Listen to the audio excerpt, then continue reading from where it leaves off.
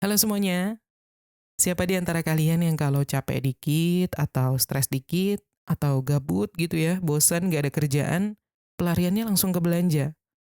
Beli apapun yang sebenarnya bukan kebutuhan utama. Bisa jadi itu gara-gara kalian kebiasaan belanjanya nggak sehat. Nah, di episode kali ini kita bakal ngebahas perilaku belanja yang mungkin udah jadi bagian dari kehidupan kalian sehari-hari. Tapi sebenarnya itu jebakan yang nggak kalian sadari. Ada beragam jenis perilaku belanja yang sebenarnya bisa jadi toksik buat keuangan kalian dan bikin kalian susah untuk jadi kaya pada akhirnya. Pokoknya, kalau kalian ngerasa duit kalian itu sering habis tapi nggak jelas gitu ya, stay tune karena bisa jadi ada yang pas nih di kalian. Kebiasaan belanja yang pertama yaitu doom spending, alias belanja untuk pelampiasan stres. Aku yakin banyak dari kita yang relate sama yang satu ini. Tiap kali stres atau capek atau ngerasa hidup berat, tangan tuh otomatis buka e-commerce, scrolling, terus tiba-tiba udah check out aja. Nggak pakai mikir panjang deh. Pokoknya ada kepuasan tersendiri pas tombol beli sekarang itu kepencet. Kayak ada sensasi lega gitu. Kayak kita ngasih hadiah buat diri sendiri setelah capek menghadapi hidup. Tapi coba deh kita tarik mundur sedikit ya. Kenapa sih kita jadi kayak gini? Kenapa otak kita kayak nyambungin antara stres dan belanja? Kalau dilihat dari kondisi sekarang sih sebenarnya wajar kalau banyak orang yang gampang stres. Harga barang atau kebutuhan pokok rata-rata pada naik, yang mana itu membuat biaya hidup semakin mahal, tapi pendapatan stagnan. Nyari kerja juga kayak makin susah, saingan banyak, tapi lapangan pekerjaan kayak nggak nambah signifikan. Apalagi buat yang masih muda nih, rasanya kayak kerja mati-matian pun belum tentu cukup untuk ngejar standar hidup yang layak. Nah, di tengah kondisi atau tekanan hidup yang berat kayak gini, kita butuh sesuatu yang bisa bikin kita ngerasa masih punya kontrol. Dan salah satu hal yang gampang kita kontrol adalah belanja. Dengan satu kali klik aja, kita bisa dapetin barang yang kita mau. Ada kepuasan instan di sini. Tapi masalahnya adalah ini efeknya sementara. Pas paketnya datang, excited, iya. Tapi pas lihat rekening, langsung down lagi. Nah, doom spending ini sebenarnya bukan cuma sekadar kebiasaan yang buruk ya, tapi udah jadi coping mechanism. Dan masalahnya ini coping yang nggak sehat. Lama-lama bisa jadi lingkaran setan, makin stres, makin belanja gitu kan. Makin belanja, makin bokek, makin stres lagi. Bahkan yang lebih parah, kita bisa sampai pakai paylater atau kartu kredit hanya untuk memenuhi kebutuhan emosional kita. Kalau kalian ngerasa sering ada di fase ini, coba pikirin lagi, apakah belanja benar-benar menyelesaikan masalah kalian? Atau malah bikin masalah baru? Mungkin kalian nggak sadar, tapi sebenarnya ada cara lain untuk mengatasi stres tanpa harus bikin dompet kalian makin tipis. Bisa dengan ngobrol sama teman, olahraga, atau cari hobi lain yang nggak butuh banyak duit, journaling misalnya. Karena kalau setiap stres, kalian solusinya belanja, sampai kapanpun kondisi finansial nggak akan membaik. Next, perilaku belanja yang kedua, not tracking spending. Cuman belanja tapi nggak dicatat. Nah, aku mau tanya deh, kalian tahu nggak bulan lalu kalian ngabisin duit berapa dan kemana aja? Kalau kalian nggak bisa jawab dengan jelas, persis, itu artinya kalian kena jebakan yang satu ini. Belanja ngasal tanpa tracking pengeluaran. Ini yang sering kejadian. Kita mikirnya kayak, ah cuman beli kopi doang nggak seberapa kok. Atau cuman jajan dikit, santai aja lah. Tapi kalau setiap hari kayak gitu, dalam sebulan itu jumlahnya bisa sampai ratusan ribu atau bahkan jutaan. Yang tadinya kita ngerasa, aku nggak boros kok. Tiba-tiba di akhir bulan bingung. Lah duit gue kemana ya? Masalahnya kita sering nggak sadar nih bahwa pengeluaran kecil itu bisa menumpuk. Ada istilah namanya financial leak, alias bocor halus dalam keuangan yang nggak kita sadari. Misalnya langganan aplikasi yang sebenarnya nggak pernah dipakai atau jarang dipakai, atau bayar parkir yang kalau ditotal bisa gede banget, atau sekadar beli cemilan setiap nongkrong gitu. Nah, salah satu cara paling gampang untuk menghindari jebakan ini adalah mulai mencatat pengeluaran. Sekarang udah banyak aplikasi yang bisa bantu kita tracking dengan gampang, atau kalau kalian tipe yang old school, yang sukanya manual, bisa pakai catatan di handphone kalian, tulis di notes. Paling enggak, ini bakal bikin kalian lebih sadar deh kemana uang kalian tuh kepake. Karena jujur aja, tanpa tracking, kalian cuman bakal terus ngerasa, kok duit gue cepet banget habis, tanpa benar-benar tahu sebabnya apa. Jadi mulai sekarang coba deh biasain catat. Jangan sampai nih kalian udah kerja keras pontang-panting setiap bulan, tapi ujung-ujungnya duit kalian cuma numpang lewat doang. Rugi kan? Next, perilaku belanja yang ketiga, impulsive spending, atau beli sesuatu tanpa pikir panjang. Pernah nggak kalian lagi santai nih scroll media sosial, terus tiba-tiba kalian ngelihat ada iklan barang yang wah menarik banget nih, apapun itulah, sepatu, baju, atau sekedar aksesoris handphone misalnya, lagi diskon 50%, tinggal check out, dan voila, tiba-tiba 5 menit kemudian udah ada notifikasi pesanan Anda sedang diproses. Nah, terus pas barangnya sampai, ternyata nggak sebagus di foto, atau malah kalian lupa kalau kalian udah punya barang yang mirip.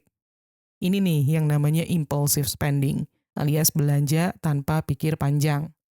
Ini salah satu jebakan paling umum yang banyak bikin kita kejeblos dalam kebiasaan boros tanpa kita sadari. Kenapa? Karena sekarang belanja tuh terlalu gampang.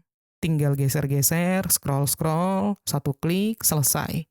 E-commerce, media sosial, bahkan aplikasi dompet digital, itu udah didesain untuk bikin kita lebih sering check out tanpa berpikir panjang. Tapi sebenarnya di balik impulsive spending ini ada faktor psikologis yang kuat. Tiap kali kita beli sesuatu, otak kita tuh melepaskan dopamin, hormon yang bikin kita ngerasa happy. Makanya begitu kita melihat barang yang menarik, kita kayak langsung pengen beli gitu karena ada rasa excited, ada kepuasan instan. Nah, masalahnya efek ini cuman sementara. Setelah beberapa jam atau hari, barang itu udah nggak kerasa spesial lagi buat kita, dan kita balik lagi ke pola yang sama, cari kesenangan instan dari belanja. Nah, terus gimana dong caranya ngerem kebiasaan ini? Salah satu trik yang paling simpel adalah aturan 24 jam. Jadi, setiap kali kalian pengen beli sesuatu yang bukan kebutuhan pokok, jangan langsung check out. Tahan dulu deh minimal 24 jam. Kalau besoknya kalian masih kepikiran dan sadar betul bahwa itu benar-benar barang atau sesuatu yang kalian butuhkan, baru deh beli. Tapi kalau ternyata kalian udah nggak excited lagi, berarti itu cuma dorongan sesaat aja. Ini bisa ngebantu kalian untuk ngefilter antara kebutuhan yang asli dan keinginan yang cuma impulsif.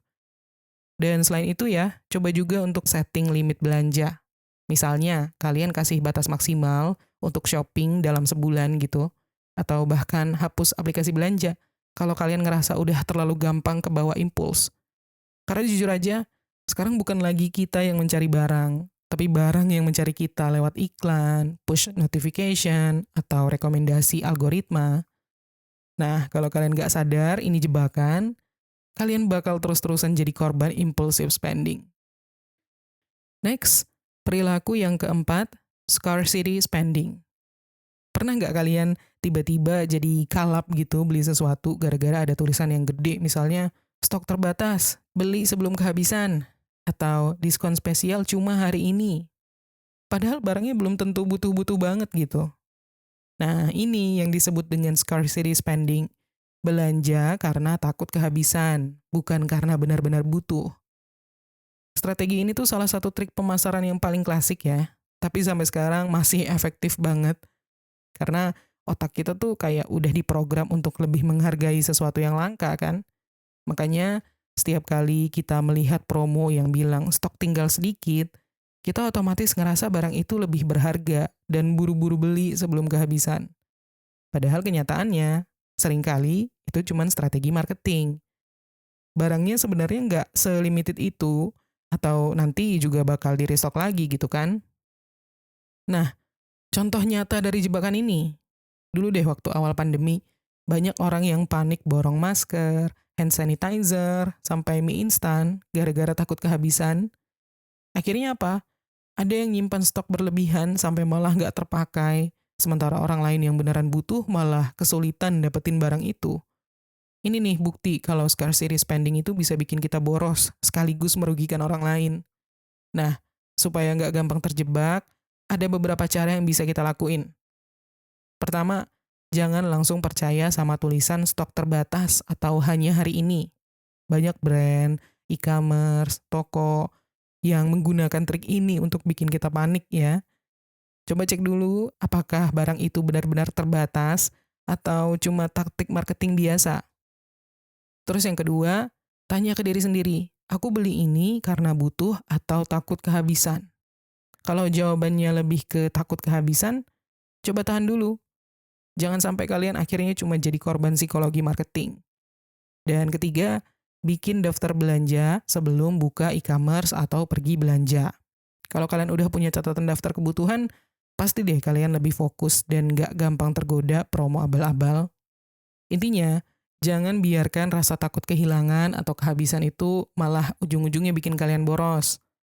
Karena yang sering terjadi adalah kita beli banyak barang hanya karena takut gak kebagian, padahal ujung-ujungnya cuma numpuk di rumah atau jarang dipakai. Next, perilaku yang kelima, FOMO spending. Beli karena takut ketinggalan. Ini kayak kalau misalkan kalian tuh ngelihat sesuatu yang lagi rame, viral di media sosial, terus kalian kepikiran, wah aku juga harus punya ini nih biar nggak ketinggalan. Nah itu dia jebakan FOMO spending. Belanja bukan karena butuh, tapi karena takut ketinggalan tren. Masalahnya, tren itu datang dan pergi secepat kilat.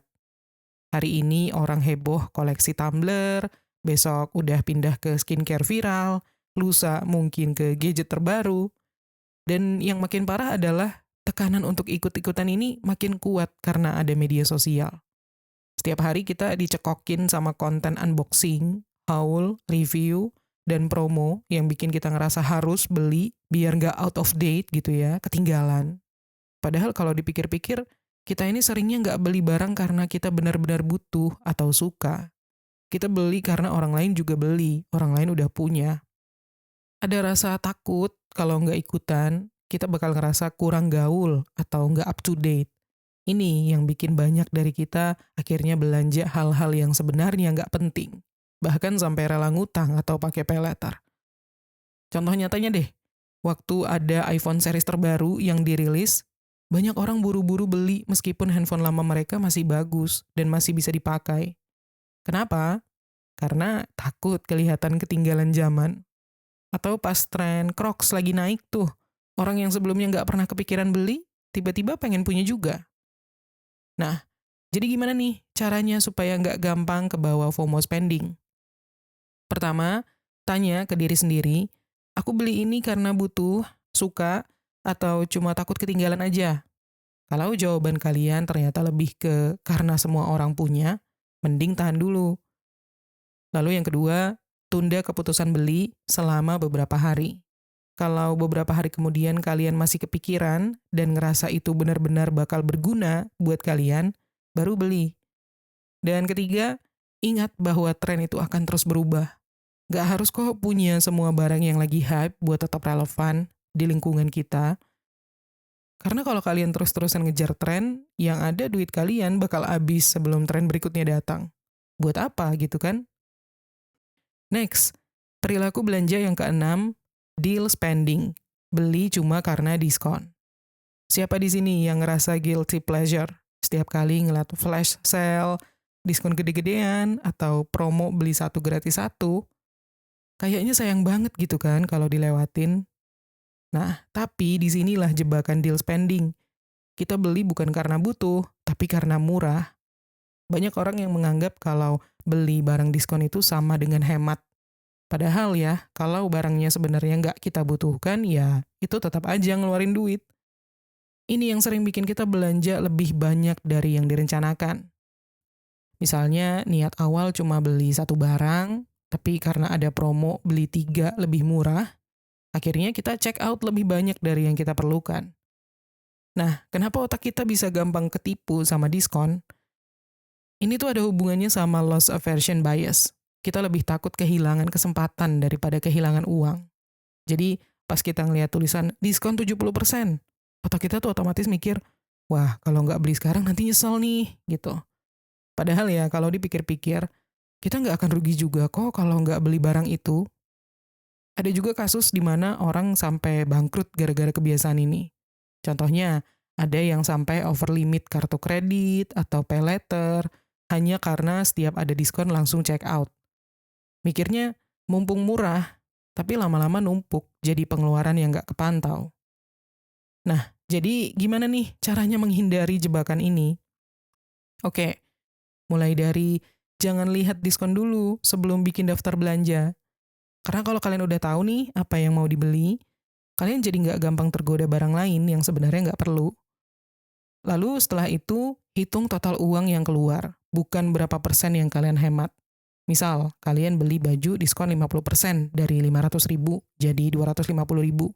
Itu bukan berarti hemat 250.000 ya. Itu artinya kalian tetap keluar duit 250.000. Dan juga tanya ke diri kalian sendiri, kalau barang ini nggak diskon, aku tetap bakal beli nggak? Kalau jawabannya enggak, berarti itu cuma jebakan diskon. Intinya, diskon itu cuma menguntungkan kalau memang kita butuh barangnya dari awal ya. Tapi kalau kita beli hanya karena murah, ya bukan hemat jatuhnya, tapi boros terselubung. Next, perilaku belanja yang ketujuh, boredom spending. Belanja karena bosan. Kalian pernah nggak sih lagi gabut, nggak ada kerjaan, terus tiba-tiba kepikiran buat buka e-commerce? Scroll-scroll, lihat ada barang lucu, terus nggak sadar udah check out aja. Nah, itu dia yang namanya boredom spending. Belanja cuma buat ngisi waktu, bukan karena butuh. Sebenarnya ini wajar sih, apalagi di era sekarang di mana semuanya tuh serba gampang gitu ya. Kalau orang zaman dulu bosen mungkin bakal baca buku, jalan-jalan, atau ngobrol sama teman aja. Sekarang, tinggal buka aplikasi, ketemu promo yang menarik, terus dalam hitungan menit, barang udah masuk ke keranjang tinggal di check out. Dan yang lebih gila lagi adalah, sistemnya tuh udah didesain biar kita makin gampang check out. Ada one click purchase, ada pay later, ada diskon dadakan. Semua itu bikin kita makin gampang untuk belanja tanpa berpikir panjang. Nah, masalahnya adalah belanja karena bosan ini seringnya bikin kita beli hal-hal yang sebenarnya nggak kita perlukan. Lagi-lagi, beres check out juga senangnya paling cuman bertahan beberapa jam, tapi pas lihat saldo rekening menipis atau tagihan pay later nambah, baru deh nyesel. Terus gimana nih caranya menghindari jebakan yang satu ini? Pertama-tama, sadari triggernya. Setiap kali kalian kepikiran belanja, coba tanya ke diri kalian sendiri, aku beneran butuh ini atau cuma bosan aja? Kalau jawabannya lebih ke, ya udah deh buat hiburan, nah tahan dulu belanjanya. Terus yang kedua, cari alternatif lain untuk mengusir kebosanan kalian. Mungkin kalian bisa coba baca buku, olahraga, atau nonton sesuatu yang seru di YouTube. Intinya, cari kesibukan yang nggak ngeluarin duit gitu. Nggak harus produktif, yang penting jangan konsumtif. Dan ketiga, hapus atau batasi akses ke aplikasi belanja. Kadang kita belanja tuh cuman karena terlalu gampang. Kalau aplikasinya nggak ada di layar utama handphone, kalian bakal mikir lebih dua kali nih sebelum buka. Intinya, belanja karena bosan itu cuma solusi instan yang nggak bertahan lama ya. Kalau kalian nggak sadar dan terus-terusan terjebak, ya bisa-bisa isi dompet kalian yang jadi korban. Next, perilaku belanja yang kedelapan, status spending. Beli demi gaya, bukan kebutuhan. Sekarang kan kita hidup di era di mana terlihat kaya, terlihat mapan, itu kadang dianggap lebih penting ya daripada benar-benar punya uang. Banyak orang yang rela ngeluarin banyak uang untuk barang-barang mahal, branded, atau nongkrong di tempat-tempat yang mahal, fancy, atau beli gadget terbaru bukan karena butuh, tapi supaya kelihatan sukses. Ini nih yang disebut dengan stereo spending, belanja untuk pencitraan. Kita ngerasa harus selalu pakai barang yang branded, harus selalu update fashion terbaru, harus sering makan di tempat-tempat yang hits, biar orang lain ngeliat kalau kita tuh orang yang mampu. Dan ini diperparah sama media sosial ya, tentunya. Setiap hari kita ngelihat orang flexing, unboxing barang mewah, staycation di hotel mahal, atau makan di restoran fancy. Dan kalau kita nggak sadar, kita bakal ngerasa harus ngikutin gaya hidup itu juga. Padahal, realitanya, nggak semua orang yang flexing itu benar-benar kaya. Banyak yang sebenarnya cuma maksain demi konten, atau bahkan ada yang sampai ngutang buat terlihat wow gitu di media sosial. Dan masalahnya, kalau kita terus-terusan terjebak sama steady spending, ujung-ujungnya bukan cuma dompet kita yang kena, tapi juga kesehatan finansial kita dalam jangka panjang. Banyak orang yang akhirnya terjebak utang kartu kredit, pay later, atau harus hidup dari gaji ke gaji, hanya untuk mengejar lifestyle yang sebenarnya nggak sesuai sama kondisi keuangannya. Jadi, gimana caranya menghindari jebakan ini? Oke, mulai dari tanya dulu sama diri sendiri. Aku beli ini buat diri sendiri atau buat dilihat sama orang lain? Kalau jawabannya lebih ke biar orang lain lihat aku keren, aku cantik, aku sukses, aku mapan gitu ya. Mungkin kalian harus berpikir ulang. Setelah itu, bedain antara investasi gaya sama gaya yang bikin kalian bangkrut. Misalnya, kalian beli baju rapi buat kerja atau networking, itu bisa dibilang investasi. Tapi kalau kalian beli sneakers harganya sampai jutaan hanya untuk bisa masuk geng tertentu, ya itu udah masuk steady spending. Dan selain itu, ingat bahwa gaya hidup itu harus sesuai dengan isi dompet. Mau pakai barang mahal tuh nggak salah sama sekali ya, asal keuangan kalian juga siap. Jangan sampai nih kalian kelihatan kaya di luar, tapi di dalam dompet malah kosong melompong. Intinya, kalian nggak perlu membuktikan apa-apa ke orang lain. Karena yang paling penting bukan seberapa mapan kalian kelihatan, tapi seberapa aman dan stabil kondisi finansial kalian. Next, perilaku yang ke-9, emotional spending, belanja berdasarkan emosi. Aku yakin hampir semua dari kita, minimal sekali dalam seumur hidup, pasti pernah ngerasain di mana lagi bad mood, terus tiba-tiba pengen check out sesuatu untuk hiburan. Atau lagi happy banget, terus kita ngerasa kayak harus ngasih hadiah nih ke diri sendiri biar makin puas.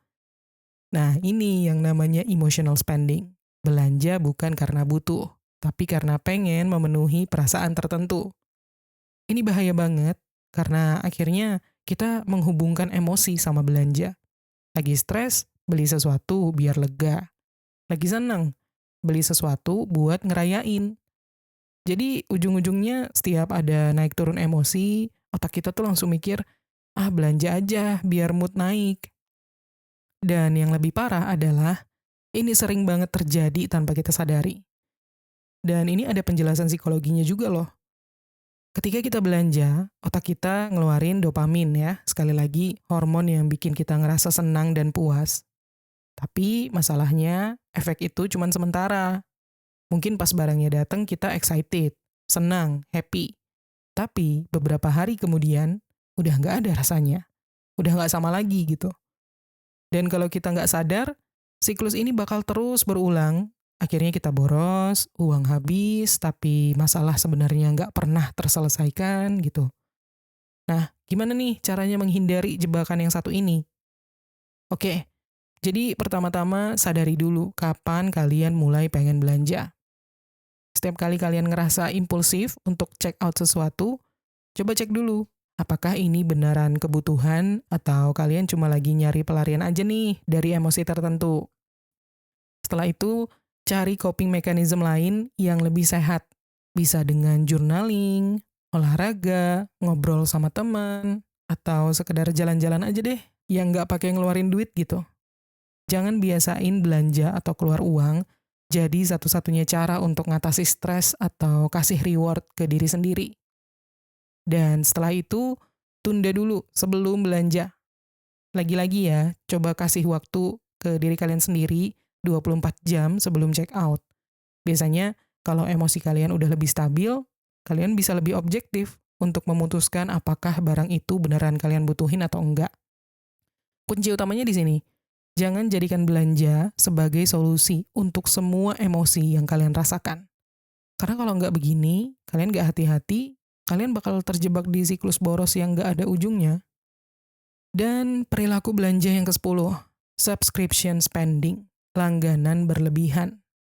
Zaman sekarang tuh hidup kita dikelilingi sama sistem langganan ya. Mulai dari Netflix, Spotify, YouTube Premium, Disney Plus, sampai aplikasi belajar atau game online, semuanya subscription. Dan tanpa sadar, uang kita pelan-pelan bocor gara-gara terlalu banyak subscription yang sebenarnya jarang dipakai. Masalah subscription ini sering banget diremehkan. Kita daftar layanan karena waktu itu kelihatannya menarik, karena ada promo, atau karena kepengen coba gitu. Tapi setelah sebulan, 2 bulan, kita lupa cancel. Dan akhirnya uang kita terus kepotong setiap bulan tanpa kita sadari. Coba deh hitung semua langganan kalian dalam sebulan. Kalau dijumlahin, bisa jadi malah lebih mahal dari yang kalian kira. Misalnya kalian langganan semua deh. Netflix 169.000, Spotify 54.000, YouTube Premium 59.000, Disney Plus 65.000. Totalnya udah lebih dari 300.000 sebulan. Dan itu baru entertainment, belum yang lain-lain kayak software yang berbayar, atau aplikasi workout, atau aplikasi untuk mendukung pekerjaan kalian gitu ya. Oke, terus gimana nih biar nggak kebablasan di sini? Mulai dari cek dulu mana yang benar-benar kalian pakai. Kalau ada langganan yang jarang dipakai, udah deh mending cancel dulu aja. Jangan ragu, karena kalau nanti kalian butuh lagi, kalian bisa daftar ulang kapanpun kan. Setelah itu, gunakan opsi sharing account. Ini jauh lebih hemat daripada bayar sendiri-sendiri. Dan setelah itu, manfaatkan free trial dengan bijak. Jangan asal daftar terus kalian lupa cancel gitu ya. Biasakan langsung set reminder untuk berhentiin trial sebelum kalian kena tagihan. Intinya, subscription itu bisa jadi bumerang kalau kalian gak ngontrol. Jangan sampai nih, uang kalian bocor setiap bulan cuman buat bayar-bayar layanan yang bahkan jarang kalian buka. Nah, kalau kita mau rangkum cara untuk mengatasi perilaku belanja yang gak sehat ini semuanya, kita bisa mulai dari tracking dulu pengeluaran. Ini langkah pertama yang paling penting ya, tahu uang kita tuh larinya kemana. Karena kalau nggak dicatat, ya kita bakal terus merasa bingung uang kita kepake buat apa, habis buat apa.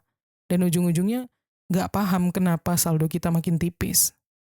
Cara trackingnya bebas, bisa pakai aplikasi keuangan, bisa catat manual di notes handphone, atau kalau mau yang manual banget, tulis di buku, jadi bikin pembukuan sendiri.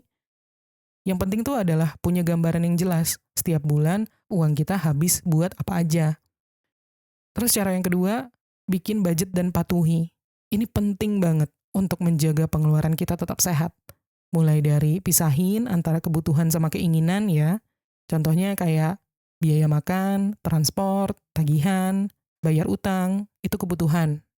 Tapi kalau untuk beli skincare baru, padahal yang lama masih ada, itu keinginan. Kalian bisa bikin batas maksimal untuk kategori tertentu, kayak misalnya entertainment itu nggak boleh lebih dari 300.000 gitu sebulan. Nah, kalau udah kalian bikin, tinggal pastiin aja nih, kalian benar-benar ngikutin aturan ini. Terus juga cara berikutnya, tunda dulu sebelum beli. Kasih jeda waktu sebelum check out, bisa 24 jam, atau kalau barangnya lumayan mahal, tunda dulu seminggu gitu misalnya. Kalau setelah itu kalian ternyata masih ngerasa butuh banget, baru deh beli. Tapi kalau udah lupa, rasa excitednya udah hilang, berarti memang itu barang gak terlalu penting buat kalian. Dan juga cara yang berikutnya adalah cari hiburan lain sebelum belanja. Ini buat yang suka boredom spending atau emotional spending ya.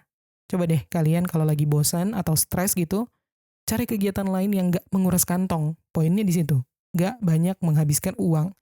Bisa olahraga, bisa main game gratis, atau jalan-jalan di taman, atau sekedar ngobrol sama temen aja. Atau sekali lagi, journaling. Intinya, jangan jadikan belanja sebagai satu-satunya cara untuk healing atau mengisi waktu luang kalian. Dan cara yang gak kalah penting juga adalah sadari trik marketing. Orang-orang marketing tuh jago banget deh bikin kita kepancing buat belanja. Dari diskon besar-besaran, promo beli satu gratis satu, sampai FOMO marketing kayak stok tinggal 3 lagi. Itu semua dibuat biar kita panik dan buru-buru beli. Jadi, mulai sekarang sadari bahwa itu semua cuma target jualan. Jangan gampang ke bawah suasana. Selalu tanya pada diri kalian sendiri, aku beli ini karena butuh atau cuman kepancing promo. Pada akhirnya, mengatasi kebiasaan belanja yang gak sehat itu butuh latihan memang. Dan gak harus langsung sempurna ya. Tapi yang penting adalah mulai sadar dulu, mulai pelan-pelan ubah mindset kalian, dan lebih bijak atur duit kalian. Karena jujur aja, di era sekarang kita gampang banget kecolongan tanpa sadar. So, kontrol keuangan kalian, jangan sampai kalian yang dikontrol sama kebiasaan belanja yang nggak sehat. Oke ya, segitu dulu episode kali ini. Semoga dari sekarang kalian bisa lebih bijak lagi dalam belanja dan gak gampang terjebak sama perilaku belanja yang gak sehat. Terima kasih udah nonton, dan sampai ketemu lagi di tips menuju kekayaan berikutnya.